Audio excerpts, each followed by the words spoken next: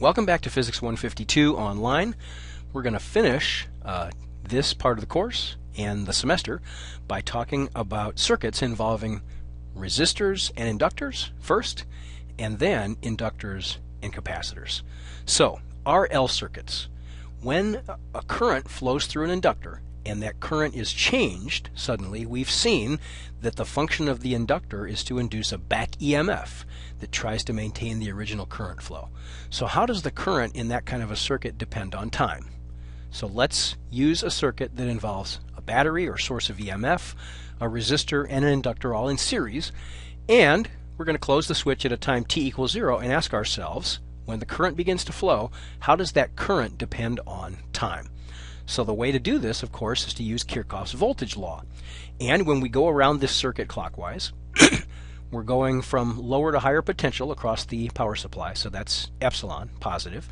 Then we go across the resistor in the direction of current flow, which always goes down in potential, so there's a potential drop of IR. And then, when current is flowing through the inductor, and when it's increasing, when the current right after the switch is closed is increasing, then the inductor opposes that increase and generates a back current from its back EMF. That means if we assigned plus and minus sign to the inductor, the plus sign would be at the top, the minus sign would be at the bottom. So you'd go down across the inductor, down in potential, and we know that the back EMF of an inductor is L di dt, so minus L di dt. That brings us back to the power supply, and that should equal 0. So how do you solve this for I? Well, you've got a term involving the current itself, but then you've got the derivative of the current with respect to time. So this is a differential equation, and one of the nice techniques for solving differential equations is to separate the variables. The current and time are the two variables in this equation, so we get all the current variables on one side and all the time variables on the other side, and the trick now is to integrate both sides of this equation. To integrate both sides of this equation from t equals 0 when we close the switch to some later time t, and that will give us an expression for how the current varies as a function of time. So setting up that integral, what we have here is just the two different sides of that previous equation, but with the integral set up. On the left hand side we're integrating with the variable of current, so we're integrating from current equals 0 to some current I at a time t. On the right hand side we're integrating from time 0 to a final time t, and notice I've put primes on the variables I and t. The right hand side of this equation is simple. The integral of dt prime from 0 to t is just t, so the right hand side gives us t over L. The left hand side gives us a natural log, and there's a minus 1 over r out there that multiplies the natural log term. We have to evaluate this between I equals 0 and I, so when we do that we get the log of epsilon minus IR, which is what you have for the upper limit, and then log of epsilon for the lower limit, and since those are subtracted, you can write this as the log of that quotient. And then I've combined steps here by multiplying both sides by negative r to get rid of the negative 1 over r. So once you simplify, you get this expression. Now we want to solve for I, so we have to dig the I out from inside the natural log, so we exponentiate both sides, e to the power of both sides. The left hand side is simple. The right hand side becomes e to the, there's a typo there, that should be e to the minus RT over L, my fault. So the result, I think I have the sign correct in this next line. The result, once we take this equation up here and solve it for I, we've got to multiply both sides by epsilon and then do a little bit of algebra to solve for I. So we get I equals epsilon over r times 1 minus this exponential term. And the exponential term is e to the minus RT over L, where L, of course, is the self-inductance of the inductor. And what we do is look at that argument and realize, well, the argument has to be dimensionless. And there's a time variable on top, so it must be e to the minus t over something that has the dimensions of time. And so we define an inductive time constant, which is defined to be L over R, and we call it tau sub L, right? Because over here we had R over L, so if we divide the top and the bottom by R, we get a quantity in the denominator that's L over R.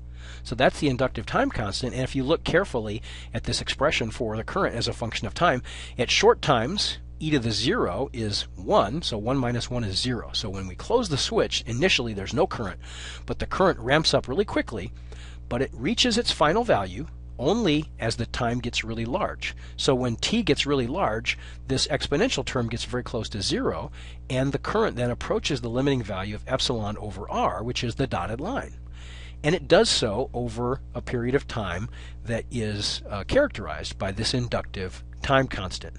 So the important point here is that with the inductor in the circuit, the current does not rise from 0 to its final value instantaneously, but takes a certain gradual amount of time to do that. All right, so the inductor then opposes changes in the current flowing through the circuit, so these changes take longer than they would if there were no inductor. Now, another thing that you can see an inductor might be useful for is if you have a current where there's initially no current flowing, the inductor can detect a changing magnetic flux, and that will induce a current in the inductor, right? So if you were using an inductor to detect electromagnetic waves, which have changing electric and magnetic fields, that inductor would be the basis for a circuit to detect radio waves. However, and as we'll see in just a minute, in practice a capacitor is used in series with an inductor in order that the circuit will only respond to certain very particular frequencies of electromagnetic radiation. And that leads us to our last topic, which is LC circuits. So if a charged capacitor, initially charged up, is wired in series with an inductor, and then we close the switch, charge begins to flow from the capacitor to the inductor. That means there's a changing current flowing through the inductor, which then produces a back EMF that tries to maintain the original current flow. So let's look at this kind of a circuit and try to calculate how the charge on the capacitor depends on time. Initially, there's a charge Q on the capacitor plates because we've charged it up, and then we're going to close the switch, and so the charge will flow off of the capacitor plates and begin to flow through the inductor. So let's see what Kirchhoff's voltage law tells us. This is easy because there's only two circuit elements. So if we again go clockwise around this circuit, imagine that the polarity of the charge on the capacitor is indicated in the diagram. So we're going up in potential, and that would be Q over C from the definition of capacitance. The voltage across a capacitor is Q over C. Then, if the current, when the switch is closed, if the current is increasing, the inductor again produces a back EMF, sending a current in the opposite direction. So it acts like a circuit element with a high potential end on top, low potential on the bottom. So then it becomes negative L di dt. So Q over C minus L di dt brings us back to where we started, so that has to give us 0. Now there's an important point here. I is defined as the time rate of change of charge. But in this expression, with L di dt, we're assuming that I is a positive quantity. However, because of this circuit, starting with the capacitor charged up already, the current is actually minus the time rate of charge. Because if you think about the capacitor, as soon as the switch is closed, charge flows off of it. So the time rate of change of charge on the capacitor will be negative. So we have to put that minus sign in here in order that the current I has a positive quantity.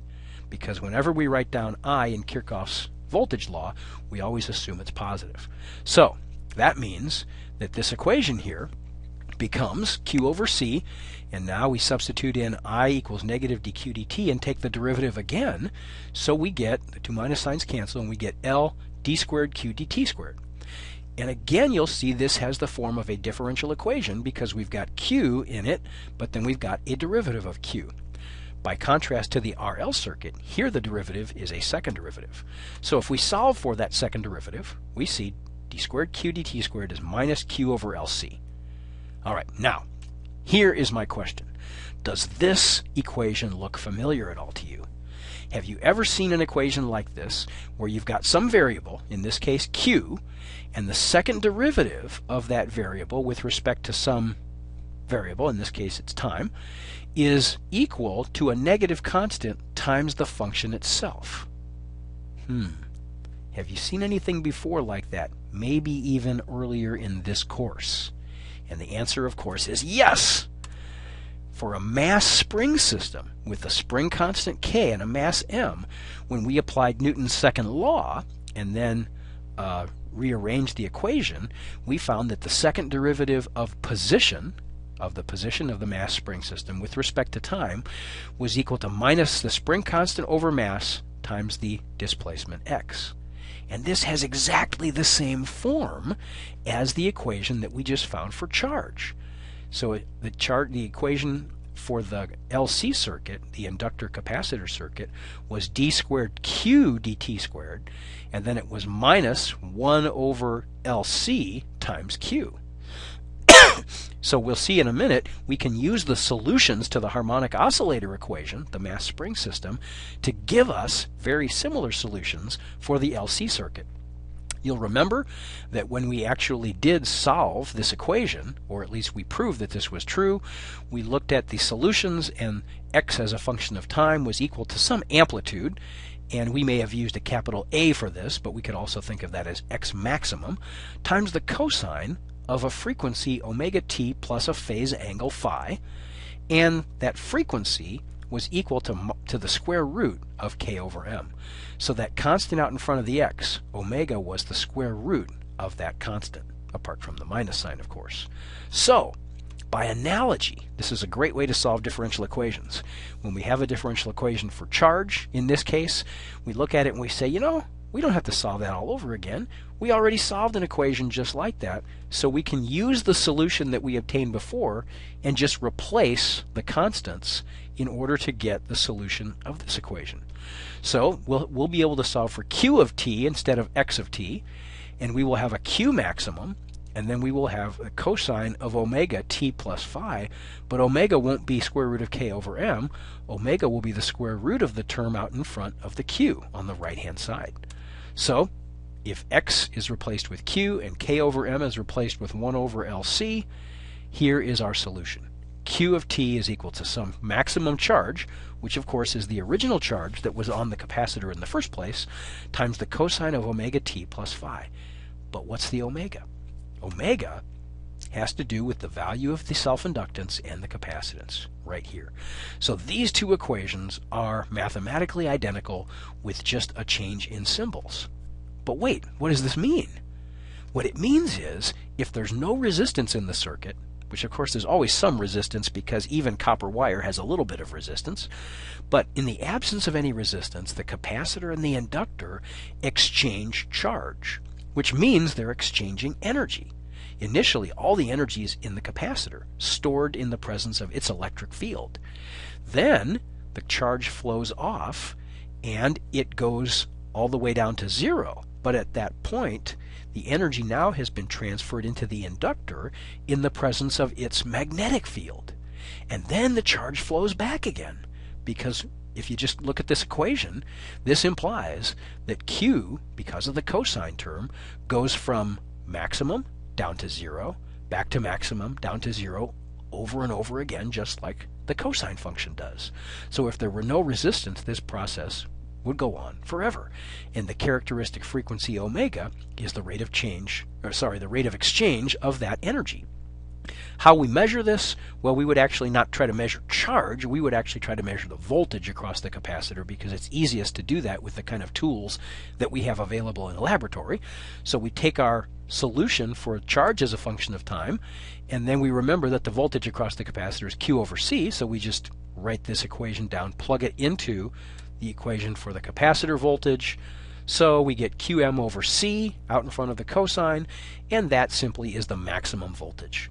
So initially, if all the charge is on the capacitor, its initial voltage will be maximum, then it will go down to 0, then it will go to a negative Vm, and then back to 0, and finally back to positive Vm.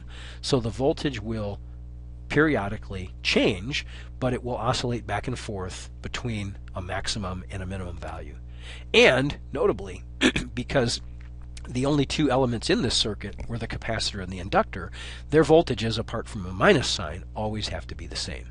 And that's just one of the consequences of the loop rule. So the question that we will try to address in class is, can we actually observe this kind of exchange of energy?